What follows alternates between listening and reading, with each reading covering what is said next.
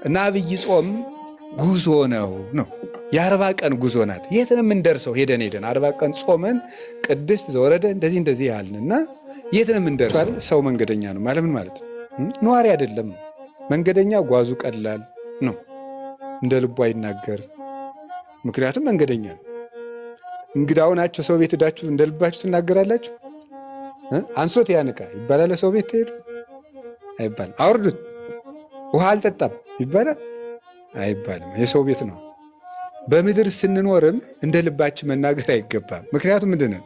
ነግዶ ፈላሲ ስደተኛ ነና መንገደኞች ነን።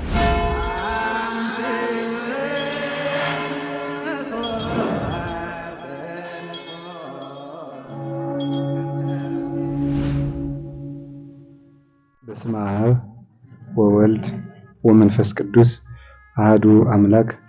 በስመ አብ ወወልድ ወመንፈስ ቅዱስ አሐዱ አምላክ። በስመ አብ ወወልድ ወመንፈስ ቅዱስ አሐዱ አምላክ። ይትባረክ እግዚአብሔር አምላከ አበዊነ ቅዱሳን ዘሰብሐ ምህረቶ ላዕሌነ። ምህረቱን ቸርነቱን ይቅርታውን በእኛ ላይ ያጸና ቅድመ ዓለም የነበረ ይህንን ዓለም በካህሊነቱ አከናውኖ የፈጠረ ዓለምን በቸርነቱ ብዛት ትንኝንስ እንኳ ሳይዘነጋ የሚመግብ ሥጋችን ለብሶ ያዳነን ፈጣሪ ዓለማት መጋቢ ዓለማት እግዚእነ ኢየሱስ ክርስቶስ በሀብት ስቦ በረድኤት አቅርቦ በቅዱስ ቦታው ስለጠራን በጎውን ነገር ሁሉ ስላደረገልን በአእምሯችን አስበን ስለማንዘልቅ ቸርነቱ ሁሉ ከባሕሪ አባቱ ከአብ ከባሕሪ ሕይወቱ ከመንፈስ ቅዱስ ጋር አንድ ለምትሆን መንግስቱ ክብር ምስጋና ይድረሰው። የእናታችን የቅድስት ድንግል ማርያም የወላዲት አምላክ የቅዱሳን መላእክት የቅዱሳን ሐዋርያት የቅዱሳን ነቢያት የሰማዕታት የጻድቃን የደናግል የመነኮሳት ረድኤታቸው በረከታቸው ሁሉ በሁላችን ላይ ጸንታ ትኖር። የተከበሩ መምህራችን መምህር አባ ገብረ ሥላሴ የርዕሰ ገዳማት ወአድባራት ጣና ቅዱስ ቂርቆስ የአባቶችና የእናቶች አንድነት ገዳም አበምኔት፣ አባቶቻችን ካህናት፣ ወንድሞቻችን ዲያቆናት፣ አባቶች መነኮሳት፣ እናቶች መነኮሳያት፣ የጌታችን የመድኃኒታችን የኢየሱስ ክርስቶስ የድኅነት ቤተሰቦቹ ምእመናን አንድ አምላክ በሚሆን በአብ በወልድ በመንፈስ ቅዱስ ስም እንደምን ሰነበታችሁ? እንደምን ዋላችሁ? እንደምን አመሻችሁ? ቸርነት ገንዘቡ የሆነ ፈጣሪያችን ለዚህ ቀን ስላደረሰን ክብር ምስጋና ይግባው። ሁላችሁም እንኳን አደረሳችሁ። እግዚአብሔር እንደፈቀደ እንማማራለን። በመካከላችን ተገኝቶ እንዲያስተምረን ፈቃዱ ይሁንልን። እንደ እግዚአብሔር ፈቃድ ይሄ አብይ ጾም እስከሚያልቅ ድረስ አንድ ትምህርት እንማማራለን። ተከታታይ ትምህርት የምንማማረው ስለ አብይ ጾም ስለ አብይ ጾም በዚህ ጾም ውስጥ እንማራለን ማለት ነው። ጾሙ እስከሚያልቅ ድረስ ነው የምንማረው ስለዚህ ጉዳይ። ስለዚህ ርዕስ የምናደርገው የአብይ ጾም ጉዞ በሚል ርዕስ ነው የምንማማረው። እስኪ በሉ ድገሙ፣ ሶስተኛ በሉ። ይሄን እንግዲህ ክፍል 1 ክፍል 2 እያል እስከ መጨረሻው ቀን ድረስ እንማማራለን እንደ እግዚአብሔር ፈቃድ ማለት ነው። እንግዲህ ጌታችን መድኃኒታችን ኢየሱስ ክርስቶስ የጾመው 40ው ቀን በነገው ዕለት ነው የሚገባው። ከቅድስት እሁድ ጀምሮ ቀጥሎ ባለው ሰኞ ነው ጌታችን ኢየሱስ ክርስቶስ የጾመው 40ው ጾም ሰኞ ነው የሚገባው። ይሄኛው ጾመ ሕርቃል ይባላል። ታውቁታላችሁ። በየዓመቱ ነው የሚተረከው። ስለዚህ ያንን ታሳቢ በማድረግ ዛሬ ስለ አብይ ጾም እንማማራለን። ትምህርቱም የአብይ ጾም ጉዞ ብለን ነው የምንማማረው። የአብይ ጾም ምንድን ነው? አዎ የአብይ ጾም ጉዞ የምንለው ለምንድን ነው? ዝም ብለን ጉዞ ለምንድን ነው ያልነው? ለምንድን ነው የአብይ ጾም ጉዞ ማለት ያስፈለገን? አብይ ጾም ምንድን ነው የሚለውን እነጋገራለን። የአብይ ጾም ጉዞ ስንል ለምንድን ነው ይህንን ርዕስ የመረጥነው? አብይ ጾምን የምንጾመው የት ለመድረስ ነው ሀሳቡ። ይሄን እንዲመለስልን ነው። አብይ ጾምን የምንጾመው የት ለመድረስ ነው? መቼስ 40 ቀን እየጾምን ነው። 40 ቀን ጾመን የት ነው የምንደርስ? እና እሱን እንድናውቅ ነው። ምንድን ይባላል መሰላችሁ? መንገድ የሚሄድ ሰው መጀመሪያ ማወቅ ያለበት የት እንደሚሄድ ነው። የት እንደሚሄድ ማወቅ አለበት። ከዚያ ቀጥሎ ደግሞ በየት በኩል እንደሚሄድ ያጠናል። መቼ እንደሚሄድ ደግሞ ያጠናል። እነዚህን ሶስቱን ሲያውቅ ደግሞ የት እንደሚሄድ በየትኛው በኩል ቢሄድ እንደሚያዋጣው መቼ መሄድ እንዳለበት ከወሰነ በኋላ ደግሞ እንዴት እንደሚሄድ ደግሞ ምን ይላል? ይወስናል። የሀገሩን ርቀት ያያል፣ መድረሻውን ያያል፣ የመንገዱን ስልት ያያል፣ ቀኑን ወስኗል። ከዚያ በኋላ ደግሞ እየፈጠንኩ ልሂድ፣ እየሮጥኩ ልሂድ፣ ብቻዬን ልሂድ፣ ከሰው ጋር ልሂድ የሚለውን ደግሞ ያዘጋጃል። መንገድ የሚሄድ ሰው እነዚህን ሳያውቅ መጓዝ የለበትም። እና ምን ይላል መሰላችሁ? አንድ ጸሐፊ የተውሶ ቃል ለመናገር ይቅርታ እየጠየቅኩኝ ሚኒንግለስ ጆርኒ ቱዋርድስ ሚኒንግለስ ኢንድ ይላል። ምን ማለት ይመስላችኋል? ትርጉም የሌለው ጉዞ ትርጉም የሌለውን መጨረሻ ያመጣል። ትርጉም የሌለው ጉዞ ትርጉም የሌለውን ምን ያመጣል? መጨረሻ ያመጣል። ወይም ደግሞ ትርጉም የሌለው ጉዞ መጨረሻውም ትርጉም የለውም። መጨረሻው የሚያምረው ጉዞ ሲታወቅ ነው። ያላወቁት መንገድ ካወቁት ሀገር አያደርስም። ካወቁት ሀገር የሚያደርሰው ባወቁት መንገድ ይሄዱ እንደሆነ ነው። የሚኬድም የምንሄድበት ዓላማ ሲሄድ ነው። ወይ ቃል እንሰጥ፣ ወይ ቃል እናመጣ፣ ወይ ልንኖር፣ ወይ ሰው ልናደርስ፣ ወይ የምናገኘው ነገር ሲኖር ነው። ዝም ብሎ መጓዝ የነፋስ ጉዞ ነው፣ ወይም የውሃ ጉዞ ነው። ውሃ ሂዶ ሂዶ ሂዶ ሂዶ ለራሱ የሚጠቀመው ነገር የለም። ነፋስ ነፍሶ ነፍሶ ነፍሶ ምንም ነፋስን እንደመጎሰም ነው ያለው ቅዱስ ጳውሎስ። ስለዚህ ነው ትርጉም የሌለው ኑሮ መኖር እጅግ አስጨናቂ ነው። ስለዚህ ስንኖር ለምናደርገው ነገር ሁሉ ለምን እንደምናደርገው ግንዛቤም አይምሮም ዓላማም ሊኖረን ይገባል። አብይ ጾምም ዓላማ ያለው ጾም ነው። ለምንድን ነው የምንጾመው? ምንድነው? የት ነው የምንደርሰው? ጾመን የት ነው የምንደርሰው? ጾመን የት እንደርሳለን የሚለውን ስናውቀው የምንደርስበትን ስናውቅ አካሄዳችንም እናሳምራለን ማለት። አብይ ጾምን ለምን ጉዞ አልከው ስትሉ ክርስትና በባህሪው ራሱ ምንድን ነው የሚባለው? መንገድ ነው አይደለም? ክርስትና መንገድ ይባላል። ጌታችን መድኃኒታችን ኢየሱስ ክርስቶስ ከተነሳ በኋላ የመጀመሪያዎቹ ክርስቲያኖች ሃይማኖታቸውን ምን እያሉ ነበር የሚጠሩት? መንገድ እያሉ ነበር የሚጠሩት። እና ሃይማኖት መንገድ ይባላል። ሃይማኖት ራሱ መንገድ ነው፣ ጉዞ ነው። በብሉይ ኪዳንም መንገድ እየተባለ ተጠርቷል።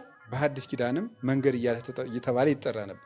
ለምሳሌ በብሉይ ኪዳን አንድ ሐሳብ ለማምጣት ትንቢተ ሆሴዕ ምዕራፍ 14 ቁጥር 9 ላይ እንዲህ የሚል ቃል አለ። እስመ ርቱዓት ፍናዊሁ ለእግዚአብሔር ጻድቃን ይሐውርወን ወኃጥአን ይስእንወን ይላል። የእግዚአብሔር መንገድ ቅን ነው፣ ጻድቃን ይሄዱባቸዋል፣ ኃጥአን ግን ይወድቁባቸዋል ይላል። የእግዚአብሔር መንገድ ያለው ሃይማኖትን ነው። ሃይማኖት ማለት እግዚአብሔር ወደ እኛ የመጣበት፣ እኛ ወደ እግዚአብሔር የምንሄድበት እግዚአብሔር ያደረገው መገለጥ ነው። እግዚአብሔር ወደ ሰው ልጆች የቀረበው መቅረብ፣ የእግዚአብሔር ወደ እኛ መቅረብ፣ እኛን ወደ እሱ መሳቡ፣ እሱ ማንነቱን ለእኛ የገለጠው መግለጥ እርሱ ሃይማኖት ተብሎ ይጠራል። ስለዚህ ሃይማኖት ማለት ሰው ወደ እግዚአብሔር፣ እግዚአብሔር ወደ ሰው የሚመጣበት። እኛ ወደ እግዚአብሔር ከመሄዳችን በፊት እግዚአብሔር ወደ እኛ ነው የመጣው። ቀድሞ በጥንተ ፍጥረት እግዚአብሔርን በባህሪው ፈልጎ ሊያገኘው አይችልም፣ እግዚአብሔር ራሱን ካልገለጠ በቀር። ወደ ተገለጠው እግዚአብሔር እንሄዳለን እንጂ እኛ ያገኘነው እግዚአብሔር የለም። ራሱን ወደ እኛ የገለጠ እግዚአብሔር ነው እንጂ ያለ ሰዎች ፈልገው ተመራምረው ያገኙት እግዚአብሔር የለም። ለምሳሌ አብርሃም እግዚአብሔርን አግኝቷል፣ ሙሴ ጸሊም እግዚአብሔርን አግኝቷል እንላለን። ያን የተገለጠውን እግዚአብሔር ነው ያገኘ። እግዚአብሔር የሰው ልጅ መሻት ነው የምትባል እንጂ እግዚአብሔር እንደ ዕቃ ተፈልጎ አይገኝም። መሻት ይኑረን ነው። ለይትፈሳህ ልብ ዘይሐስሶ ለእግዚአብሔር፣ እግዚአብሔርን በሕግ በአምልኮ የሚሻ ሰው ደስ ይበለው ተብሏል። እግዚአብሔርን እንፈልገዋለን። የምንፈልገው መሻታችን ነው እንጂ እንደ ዕቃ እግዚአብሔር እንደዚህ ተደርጎ እግዚአብሔር የሚባል አካል አገኘው እንደዚህ ያለ ነው እንደዚህ ያለ ነው የሚባል አይደለም። ራሱን ነው እግዚአብሔር ለሰው ልጆች የገለጠ። ያ የተገለጠው እግዚአብሔር ወደ እኛ ራሱን የገለጠበት መንገድ ሃይማኖት ይባላል። እኛ ደግሞ እሱን ያን የተገለጠውን እግዚአብሔር አንድነቱን ሦስትነቱን አምነን የምንሄድበት ደግሞ መንገድ እርሱ ደግሞ ሃይማኖት ይባላል። ስለሱ የተቀበልነውን እውነት ተቀብለን ወደ እሱ የምንሄድበት ጎዳና እሱ ሃይማኖት ይባላል። ጌታችን መድኃኒታችን ኢየሱስ ክርስቶስ ወደዚህ ዓለም ምን አለ ነው የተባለው? ብሉይ ኪዳን ላይ ራሱ እግዚአብሔር አመጋገቡ ሰዎችን ሲመግብ የመንገድ ስራ ነበር የሚሰራው አይደለም? እግዚአብሔር በገነት ምን ሲል ሰማ አዳም ነው የሚለው?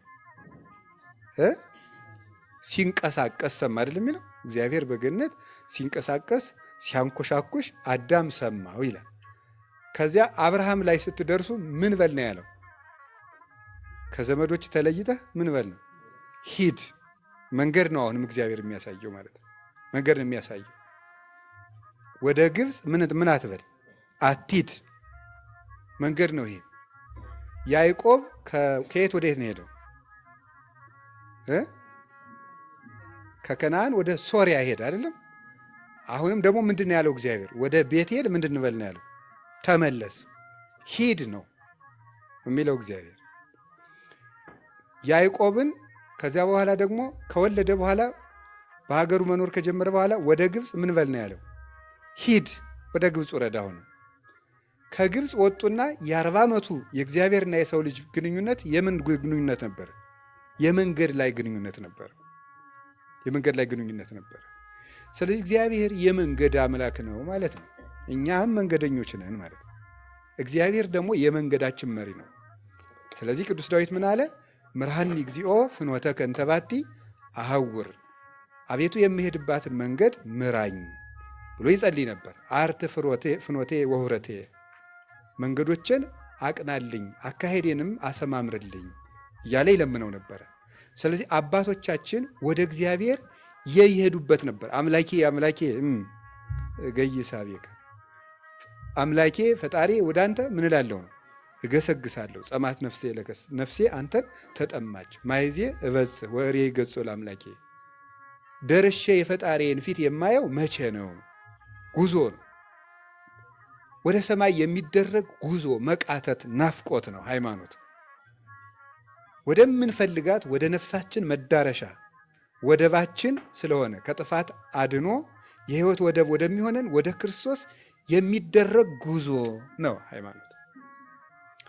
ከዛ ጌታችን መድኃኒታችን ኢየሱስ ክርስቶስ ወደዚህ ዓለም ምን አለ? መጣ።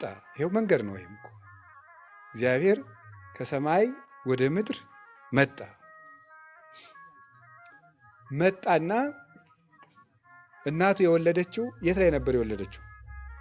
መንገድ እየሄደች ነው የወለደችው። ቤተልሔም ላይ መንገድ ልትቆጠር ሄዳ እዚያ መንገድ ላይ ነው የተወለደ። እንደ ተወለደ ምንድን ነው ያደረገው? መንገድ ነው የጀመረው። ወዴት ነው የሄደው? ወደ ግብፅ ነው የሄደው። ከግብፅ ተመልሶ ወዴት ነው የሄደው? መንገድ ነው የሄደው። የት ነው የሄደው? ናዝሬት። በናዝሬት ሲያደግ ምን እያደረገ ነው ያደገ? እየሄደ ነው ያደገው። ከየት ወደ የት? ከገሊላ ወደ ናዝሬት ወደ ኢየሩሳሌም እየሄደ ነው ያደገው። በምድር ላይ አንሶ ሰው ውስተ ምድር አይደል ያለው ቅዱስ ኤፍሬም። በምድር ላይ ምን አለ ነው? ተመላለሰ ነው። ሊጠመቅ ምን አለ? ሆረ ኢየሱስም ገሊላ ሀበ ዮሐንስ፣ ሄደ። 40 ቀን ሲሞላው ሊጾም ወደ ምድረ በዳ ምን አለ? ሄደ። ተመልሶ ደቀ መዛሙርቱን ደግሞ የመንገድ ወግ ነው ያወጋቸው። ምንድን ነው ያደረገው? ና ምን በለኝ ነው ትለወኒ፣ ምን በለኝ ነው ያለው? ተከተለኝ ነው ያላቸው። መንገድ ነው ሃይማኖት። ክርስቶስን ማምለክ መንገድ ስለሆነ ደቀ መዛሙርቱን ሲመርጥ የመረጠበት ቃል ተከተለኝ የሚል ቃል ነበረ። ለጊዜው በእግር ፍጻሜው በግብር እያሉ አባቶቻችን እንደተረጎሙት። ከዚያ በኋላ ደግሞ መጨረሻ ላይ ምንድን ያደረገ? መስቀሉንም ተከተለኝ አለችው። ዘይፈቅድ ይትለወኒ ይጽላ ነፍሶ ያጥብ ወይ ጽሩ መስቀለ ሞቶ ወይ ትለወኒ። እኔን ሊከተለኝ የሚወድ ሰው ቢኖር ሰውነቱን ይጥላ፣ ራሱን ይካድ፣ ለሞት የሚያደርሰውን መስቀል መከራ መስቀል ተሸክሞ እኔን ይከተለኝ ነው ያለ። እኔን ይከተለኝ ማመን ክርስቶስን መከተል ነው፣ መንገድ ነው። ሲያስተምርም ምንድን ነው ያላቸው? እኔ ራሴ ምንድን ነበር ያላቸው? መንገድ ነኝ። አነ ውእቱ ፍኖተ ጽድቅ ወሕይወት፣ እኔ የሕይወት መንገድ ነኝ ነበር ያላቸው። ዮሐንስ 14:6 ሄደን የምንደርሰው ስትለው ሕይወት እኔ ጋር ነው የምትደርሱት። እንዲህ ያለ መሆኑ ማረጋገጫው እውነት ምንድን ነው ሲለው እኔ ራሴ ምንድን ነኝ አላቸው? እውነት። በየት አድርገን ነው የምንሄደው? በእኔ እኔ መንገድ ነኝ ብሎ መለሰ።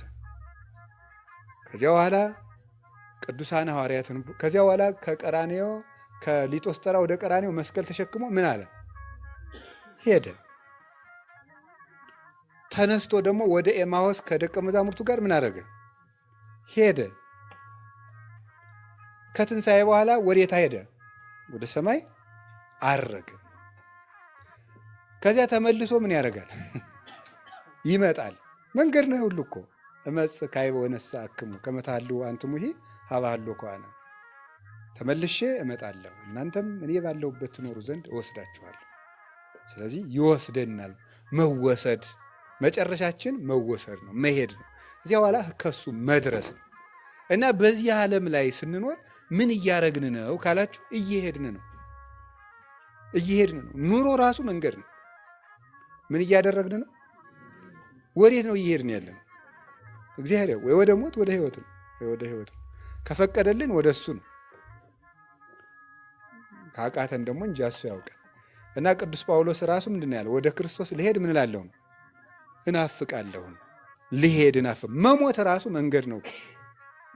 ወፍናው ይሁኒ ለሞት ዘእግዚአብሔር ውእቱ። የሞት መንገድ የእግዚአብሔር መንገድ ነው፣ የእግዚአብሔር ጎዳና ነው ብሎ ቅዱስ ዳዊትም ነግሮናል። ስለዚህ ጎዳና ነው። ስንኖር እየሄድን ነው። አንድ ቀን አንድ እርምጃ እንደሆነ 1 ዓመትም የሆነ ሩጫ ነው፣ 2 ዓመትም የሆነ ሩጫ ነው። በቆየንና በከረምን ቁጥር ወደ መቃብራችን በደንብ እየፈጠንን ነው ምንሄደው እና አብይ ጾም ጉዞ ነው። የ40 ቀን ጉዞ ናት። የት ነው የምንደርሰው? ሄደን 40 ቀን ጾመን ቅድስት ዘወረደ እንደዚህ ያልንና የት ነው የምንደርሰው? እሱን እንድናውቅ ነው፣ መዳረሻችን እንድናውቅ። ሰው መንገደኛ ነው ሲባል እንግዲህ ምን ማለት ነው? ምን ማለት ገባችሁ አይደል? ሰው መንገደኛ ነው ማለት ምን ማለት ነው? ነዋሪ አይደለም። መንገደኛ ጓዙ ቀላል ነው፣ እንደ ልቡ አይናገር። ምክንያቱም መንገደኛ ነው። እንግዳው ናቸው። ሰው ቤት ሄዳችሁ እንደ ልባችሁ ትናገራላችሁ? አንሶት ያንቃ ይባላል። ሰው ቤት ትሄዱ አይባልም። አውርዱት ውሃ አልጠጣም ይባላል አይባልም። የሰው ቤት ነው። በምድር ስንኖርም እንደ ልባችን መናገር አይገባም። ምክንያቱም ምንድን ነን? ነግዶ ፈላሲ ስደተኛ ነንና መንገደኞች ነን። እንደ ልብ አንናገርም። ቀለል ብለንም መኖር አለብን። መንገደኛ ነን። ጥሎ ለሚሄዱት ሀገር አመል ማስቆጠርም ተገቢ አይደለም አይደል? እንግዳ እኮ አመሉን አሳምሮ ነገ ወደ ቤት ሊሄድ ብሎ አመሉን አሳምሮ ነው የሚሄደው።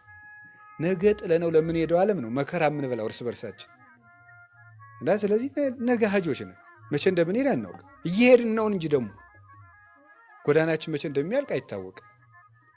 ስለዚህ አመልን ማሳመር እንደገና ደግሞ ለእንግድነት በሄዱበት ሀገር ቤት ሲሰራ አይከረምም ማለት የት ነው የሚሰራ? ራስ ቤት ሲመለሱ አይደለም ነው።